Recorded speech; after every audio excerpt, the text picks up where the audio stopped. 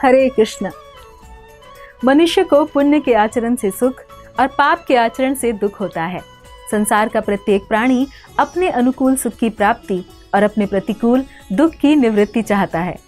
मानव की इस परिस्थिति से अवगत त्रिकालज्ञ भगवान और उनके भक्त ऋषि मुनियों ने वेद, पुराण, स्मृति और समस्त शास्त्रों को आत्मसात कर मानव के कल्याण हेतु सुख की प्राप्ति तथा दुख की निवृत्ति के लिए अनेक उपाय कहे हैं।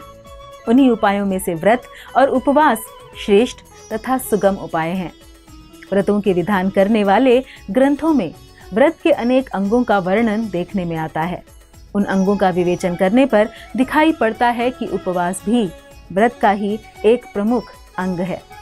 इसीलिए अनेक व्रतों के आचरण काल में उपवास करने का विधान देखा जाता है।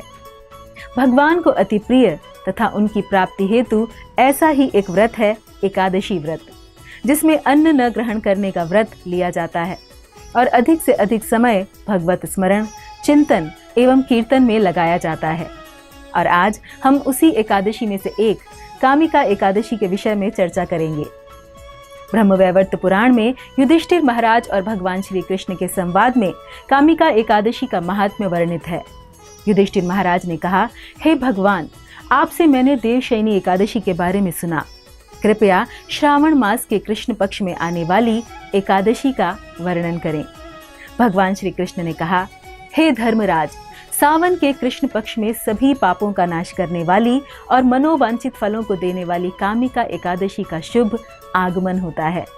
पुरातन काल में जगत पिता ब्रह्मा से महर्षि नारद ने पूछा, सावन के कृष्ण पक्ष में किस एकादशी का आगमन होता है व उसका नाम क्या है, उसके प्रधान देव कौन हैं तथा इस व्रत को करने से कौन से पुण्य की प्राप्ति होती है।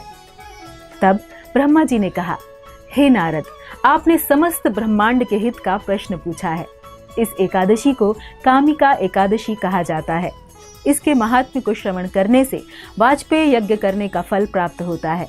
इस तिथि को शंख, चक्र, गदा और पद्म धारण करने वाले भगवान श्री विष्णु की पूजा करनी चाहिए।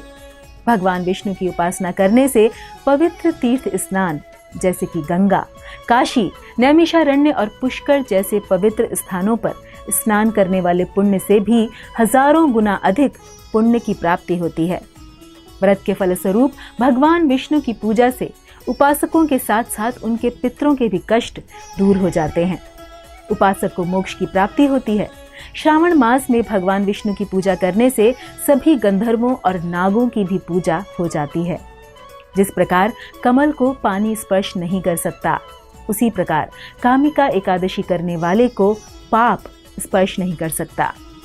जो कोई भी तुलसी पत्र से भगवान श्री हरि की उपासना करता है, वह सभी पापों से मुक्त हो जाता है। तुलसी के केवल दर्शन मात्र से सभी पाप नष्ट हो जाते हैं। तुलसी देवी को स्पर्श करने से हम पावन हो जाते हैं। उनकी प्रार्थना करने से व्यक्ति रोग मुक्त हो जाता है और तुलसी रोपण करने से भगवान श्री कृष्ण के साथ रहने का सौभाग्य प्राप्त होता है। और उनके चरण कमलों पर तुलसी अर्पण करने से भक्ति की प्राप्ति होती है। एकादशी के दिन तुलसी महारानी को घी का दीपक और प्रणाम करने से उससे प्राप्त होने वाले पुण्य का हिसाब रखने में स्वयं चित्रगुप्त भी असमर्थ हैं। कामिका एकादशी का व्रत करने से भ्रूण हत्या तथा ब्रह्म हत्या जैसे महापातक से भी मुक्ति मिलती है। एकादशी के दिन भगवान श्री कृष्ण के सम्मुख जिसका दीपक जलता है, उसके पितर स्वर्ग लोक में स्थित होकर अमृत पान से तृप्त होते हैं। घी या तिल के तेल से भगवान के सामने दीपक जलाकर मनुष्य देह त्याग के पश्चात करोड़ों दीपकों से पूजित हो स्वर्ग लोक में निवास करता है। हे नारद, पाप से भयभीत मनुष्यों को इस कामिका एकादशी का व्रत अवश्य करना चाहिए। एकादशी व्रत से बढ़कर पापों के नाशों का कोई उपाय नहीं है। स्वयं प्रभु ने भी कहा है कि कामिका व्रत से कोई भी जीव कुयोनि में जन्म नहीं लेता। जो इस एकादशी पर श्रद्धा भक्ति से भगवान विष्णु को तुलसी पत्र अर्पण करते हैं, वे समस्त पापों से दूर रहते हैं। हे नारद, मैं स्वयं श्री हरि की प्रिय तुलसी को सदैव नमस्कार करता हूँ।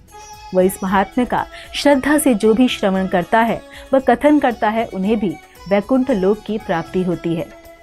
भगवान श्री हरि सर्वोपरि हैं। वे अपने भक्तों की निश्चल भक्ति से सहज ही प्रसन्न हो जाते हैं। तुलसी जी भगवान विष्णु की प्रिया हैं।